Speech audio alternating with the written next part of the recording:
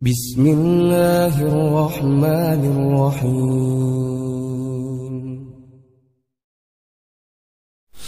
Assalamualaikum warahmatullahi wabarakatuh. Alhamdulillah, pada kesempatan ini saya akan menyampaikan tentang berkaitan dengan puasa. Mudah-mudahan bisa menjalani dengan penuh hikmah dan penuh khusyuk dan terlalu dalam kebahagiaan, ketaatan untuk menjalankan ibadah puasa ini. Ada beberapa rahasia yang terkandung di dalam puasa. Kita tahu puasa adalah sudah disyariatkan, sudah diwajibkan oleh Allah Subhanahu wa Ta'ala, dan juga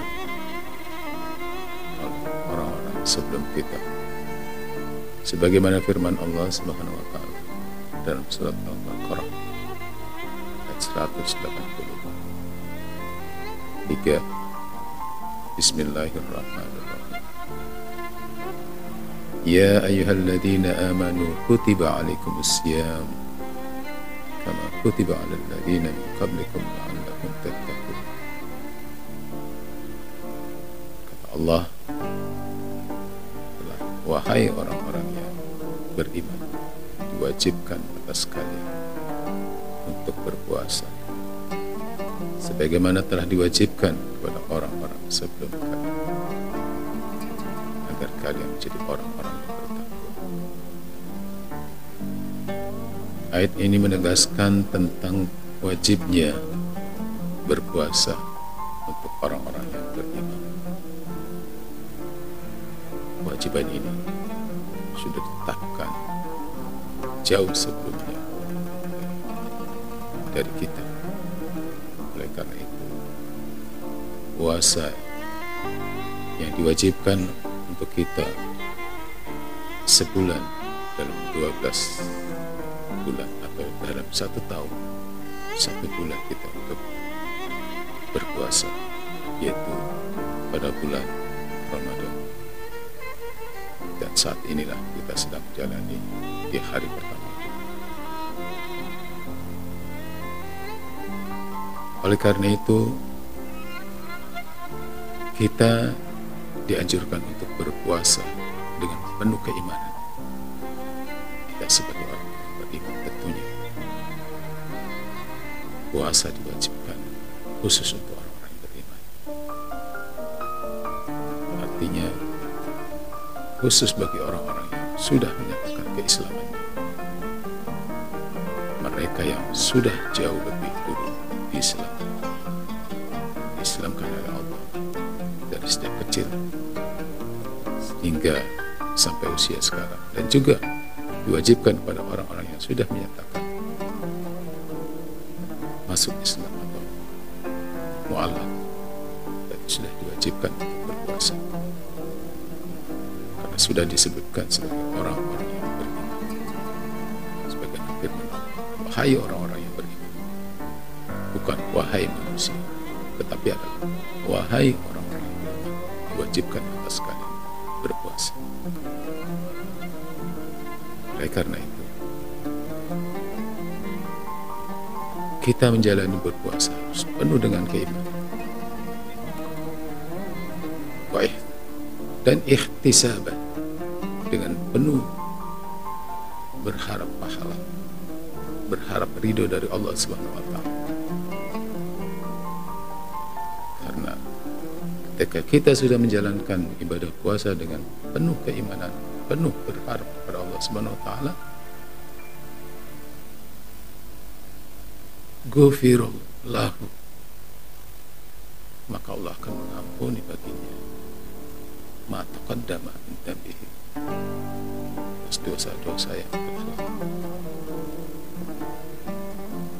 Kita sudah menjalani hari puasa ini, mudah-mudahan kita akan diampuni oleh Allah Subhanahu wa Ta'ala atas dosa-dosa yang telah lalu.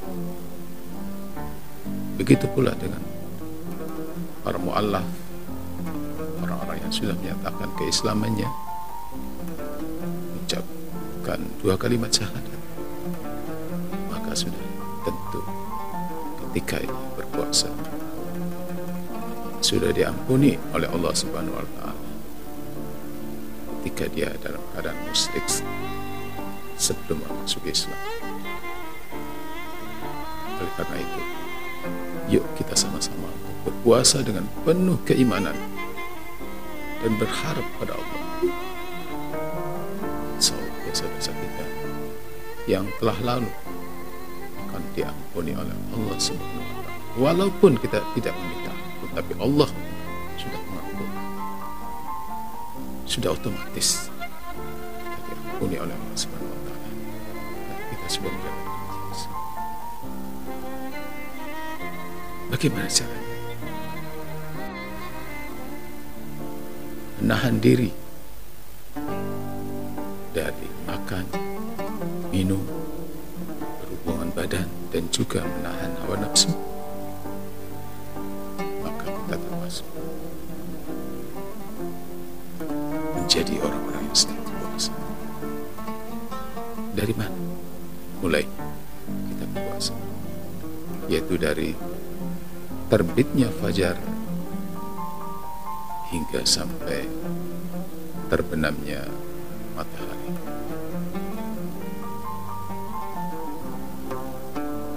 Kita bisa menahan dari hal-hal yang membatalkan puasa. Tidak hanya juga dengan makan, minum, tapi juga bisa menahan hawa nafsu, menahan amarah. Dan ini kita akan dicatat sebagai orang yang berpuasa. Di dalam puasa kita akan diangkat derajatnya oleh Allah Subhanahu wa Ta'ala. Tidak hanya pahala yang berlipat-lipat, tapi dibukakan pintu maghfirah, dibukakan pintu-pintu surga, sehingga puasa kita sangat bernilai. Tidak hanya puasa-puasa yang merugi ketika kita tidak bisa menahan diri dari hal-hal yang membatalkan puasa. Tidak hanya makan dan minum, tetapi juga amarah, hawa nafsu, dan hal-hal yang berkaitan dengan puasa. Kita bisa menahan dari itu semua. Banyak sekali rahasia-rahasia puasa di dalam bulan suci Ramadan ini.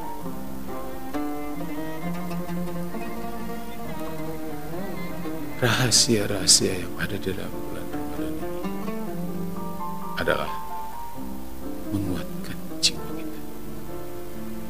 Di dalam hidup ini kita tidak sedikit didapati manusia yaitu lebih dominan tentang hawa nafsu yang notabene biasanya selalu ingin dituruti, selalu ingin dijalani hawa nafsu. Karena di dalam Islam ada perintah untuk memerangi hawa nafsu yang membuat kita tidak mempunyai keinginan terhadap sesuatu yang bersifat dunia. Manakala kita sudah bisa memerangi hawa nafsu ini, berarti kita sudah menang. Tetapi ketika kita tidak bisa melawan hawa nafsu, berarti kita kalah melawan hawa nafsu. Karena hawa nafsu tetap akan meliputi kita. Oleh karena dalam puasa ini lawanlah hawa nafsu agar kita, puasa kita tetap bernilai dan berpahala. Malapetaka besar jika manusia kalah dalam memerangi atau melawan hawa nafsu, sehingga kita kalah atau kita tidak bisa menjalankan puasa ini dengan penuh khusyuk, penuh tawadu. Ketika kita tidak bisa melawan hawa nafsu, kita tidak dinilai dengan keimanan. Puasa kita tidak dijalani dengan penuh keimanan.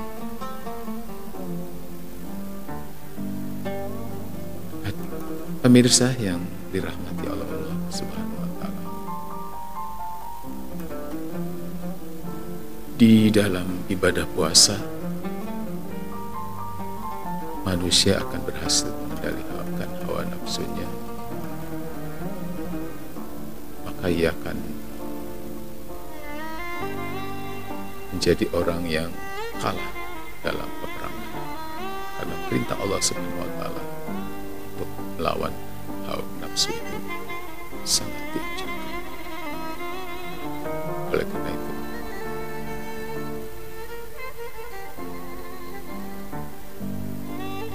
Allah akan membuka pintu-pintu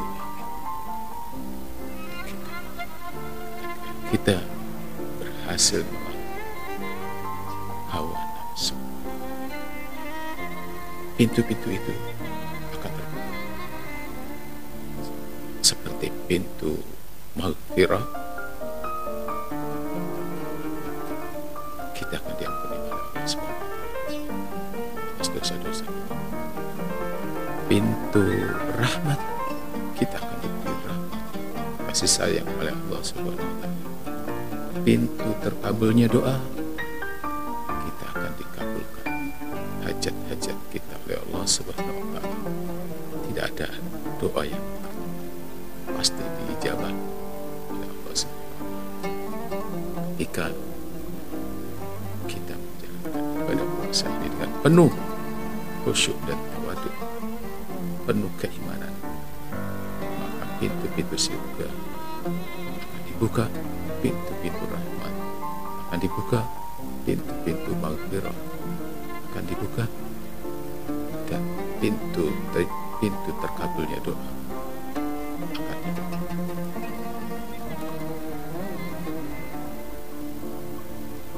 Pemirsa yang dirahmati oleh Allah Subhanahu wa Ta'ala, yang kedua adalah rahasia puasa adalah mendidik kemauan.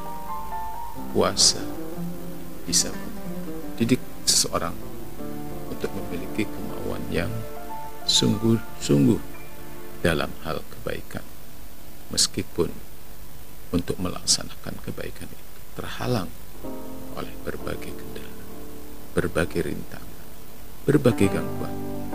Puasa yang baik akan membuat seseorang terus mempertahankan keinginannya yang baik, meskipun peluang untuk menyimpang paling besar.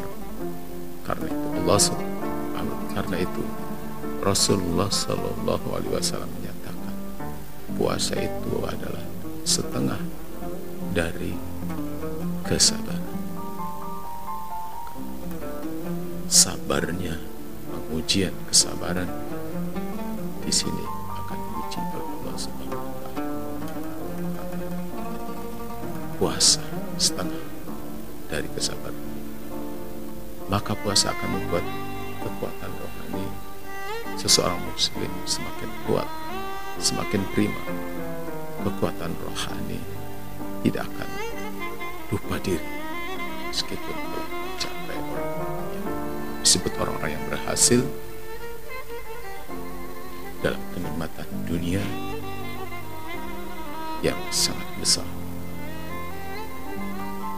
dan kekuatan rohani yang membuat seorang muslim tidak berputus asa meskipun penderitaan silih berganti yang dialami, kesulitan terus datang, tapi kita sudah dididik oleh Allah Subhanahu wa Ta'ala sebagai orang yang sabar, maka kita berusaha untuk sabar, maka hadiah dari Allah dibukakan segala kesulitan, dibuka pintu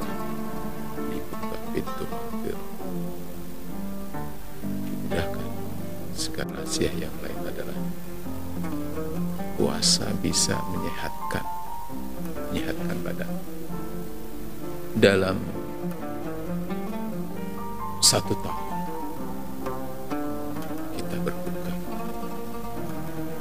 di dalam 1 tahun ada 1 bulan kita diistirahatkan melalui kegiatan berpuasa. Artinya dalam 1 tahun atau 12 bulan, 11 bulan kita berbuka, 1 bulan kita berpuasa. Dan ini merupakan istirahatnya tubuh kita, jasmani kita, sehingga ini bisa menyehatkan badan kita. Karena di samping kesehatan rohani yang berkaitan menyehatkan badan, puasa yang baik dan benar akan memberikan pengaruh yang baik untuk jasmani kita, alat-alat vital di dalam tubuh kita. Hal ini tidak hanya dinyatakan Rasulullah SAW, juga dibuktikan oleh ahli-ahli ilmu, ahli-ahli kedokteran, ahli kesehatan dunia yang menyatakan bahwa puasa sangat baik untuk kesehatan. Tidak diragukan, tidak usah diteliti lagi, karena sudah jelas-jelas ini menyehatkan. Apalagi kalau sudah diteliti, apalagi kalau dipelajari, orang yang mempelajari, orang yang meneliti mendapatkan hidayah dari Allah dan meyakini bahwa agama Islam adalah agama yang sehat, agama yang terbaik, sehingga orang-orang non-muslim ketika meneliti tentang puasa Ramadan mudah-mudahan mendapatkan hidayah dari Allah SWT dan diangkat derajatnya. Mereka berkesimpulan bahwa pada saat-saat tertentu perut memang perlu diistirahatkan, harus diistirahatkan dari bekerja terus-menerus memproses makanan, minuman. Sebagaimana juga mesin harus diistirahatkan. Lagi di dalam Islam, isi perut kita memang harus dibagi menjadi 3. Sepertiga untuk makanan, sepertiga untuk air, dan sepertiga untuk udara. Inilah resep dari hidup, gaya hidup Rasulullah berkaitan dengan kesehatan jasmani. Sehingga ini perlu ditiru, perlu diikuti suri teladan dari Nabi Muhammad SAW. Kemudian rahasia puasa selanjutnya adalah mengenal nilai kenikmatan. Dalam hidup ini sebenarnya sudah banyak, begitu banyak kenikmatan yang Allah berikan kepada kita. Tapi banyak pula manusia yang tidak pandai menyukuri nikmat. Dianggapnya nikmat itu adalah hasil jerih payahnya sendiri, tidak ada campur tangan dari Allah Subhanahu wa Ta'ala. Dianggapnya hasil keringat sendiri, sehingga bangga dengan nikmat-nikmat yang Allah berikan. Ini adalah hasil kerja jerih payah keringat saya misalnya, sehingga tidak ada kalimat tahmid alhamdulillahirabbil alamin. Saya punya ini, Tuhan saya punya itu, dari kemurnian Allah Subhanahu wa Ta'ala.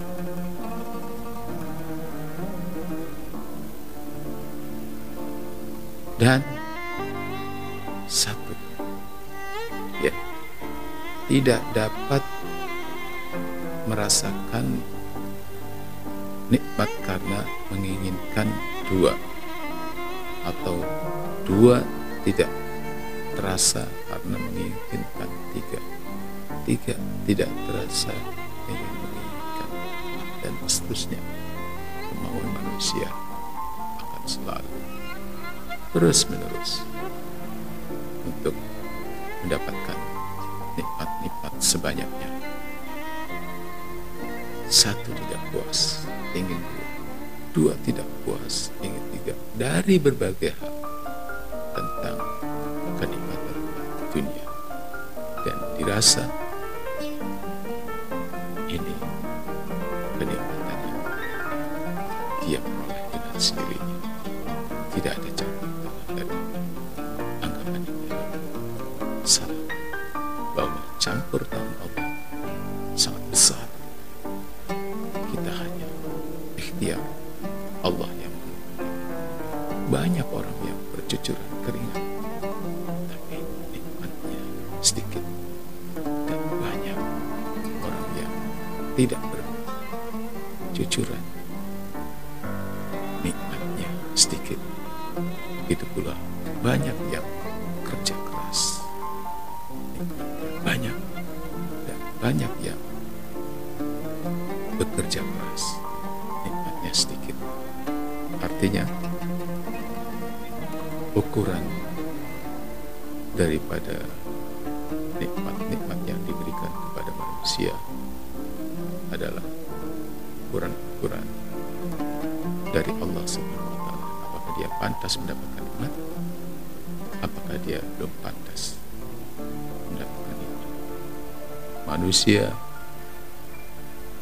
hanya dianjurkan untuk berusaha, berikhtiar, namun ketentuan mendapatkan peroleh lebih daripada nikmat-nikmat itu adalah ketentuan dari Allah Subhanahu wa Ta'ala. Ketika kita mendapatkan nikmat banyak, tentunya kita sebagai seorang muslim, sebagai orang yang pandai bersyukur, maka itu adalah karunia dari Allah Subhanahu wa Ta'ala, dan ucapan alhamdulillah.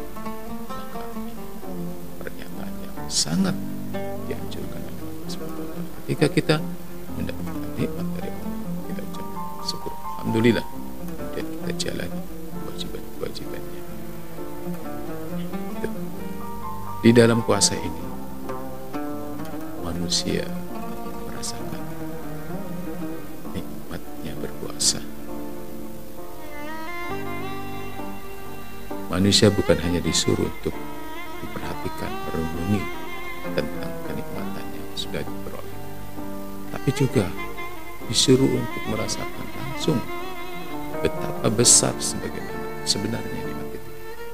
Besar nikmat itu, nikmat dari Allah Subhanahu wa Ta'ala yang diberikan kepada kita. Hal ini karena baru beberapa jam saja kita tidak makan dalam puasa ini, baru saja tidak makan dan tidak minum, sudah merasakan betul penderitaan yang kita alami. Dan pada saat kita tidak sedang merasakan itu, berarti kita merasakan bagaimana orang yang tidak mendapatkan, bagaimana merasakan orang-orang yang menderita. Sehingga ini adalah pelajaran untuk kita, bahwa begitu besar nikmat dari Allah Subhanahu wa Ta'ala, dan begitu menderita orang yang tidak mendapatkan nikmat dari Allah Subhanahu wa Ta'ala. Dan pada saat kita berpuasa tidak menahan lapar, menahan haus, menderita. Artinya kita merasakan nikmat orang yang punya harta, nikmat orang yang dari saat kita berpuasa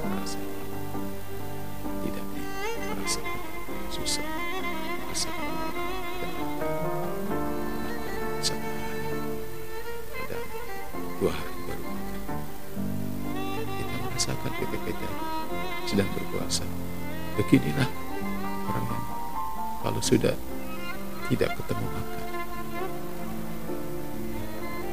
kita berpuasa menahan diri dari terbit fajar hingga terbenam matahari, merasakan menderitanya orang-orang yang tidak mendapat makanan. Dan ini kita akan menimbulkan rasa mengenal rasa nikmatnya karunia dari Allah Subhanahu wa Ta'ala, seperti kita akan rasakan nanti ketika saat berbuka puasa.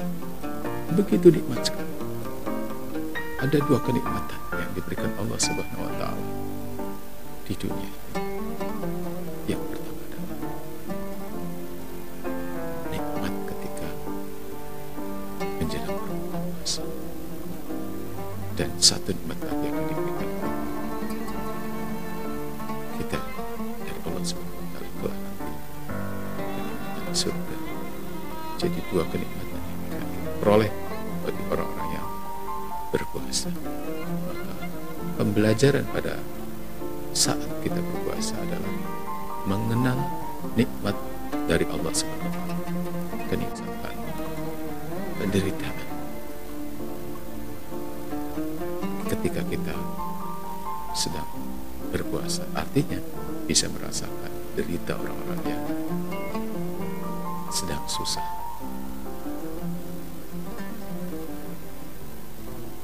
Selanjutnya yang kelima adalah rahasianya orang-orang yang menjalankan puasa adalah bisa merasakan penderitaan dari yang sedang menderita. Dan ini sebenarnya sudah dibahas yang sebelum tadi, ya.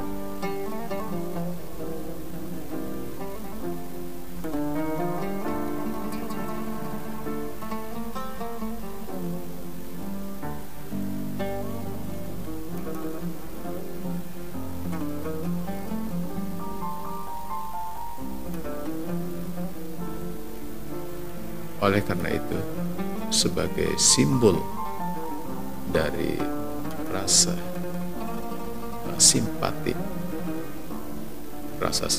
kepada orang-orang yang kita, tentunya kita nanti dianjurkan untuk diwajibkan untuk berzakat. Ini adalah simbol dari rasa solidaritas, simpatis. Sudah selesai menjalankan ibadah puasa, tentunya kita akan menaikkan zakat. Zakat ini akan diberikan yang membutuhkan, dan ini merupakan rasa solidaritas, rasa simpatis kita bahwa kita untuk merasakan penderitaan.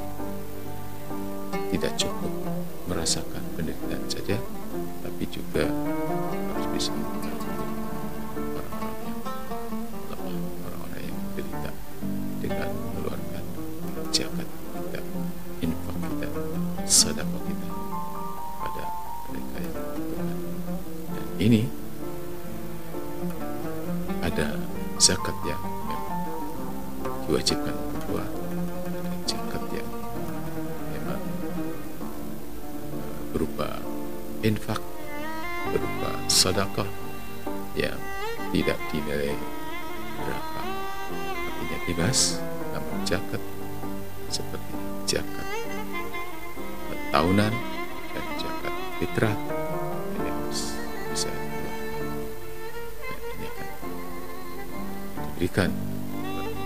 diberikan dan ini sebagai rasa syukur kita kepada Allah Subhanahu wa Ta'ala atas nikmat-nikmat dan anugerah yang diberikan kita, sehingga kita menjadi orang-orang yang pandai bersyukur atas nikmat yang kita berikan, sebagaimana rahasia yang diberikan di dalam puasa ini, bisa mengenal nikmatnya yang diberikan dari Allah dan bisa merasakan deritanya saat kita berpuasa. deritanya orang-orang yang tidak mendapatkan makan. Baik, mudah-mudahan ini bermanfaat, dan mohon maaf kalau ada kata-kata yang salah, dan saya ucapkan selamat menjalankan ibadah puasa di hari pertama ini. Mudah-mudahan awal kita menjalankan ibadah puasa ini bisa berlanjut untuk terus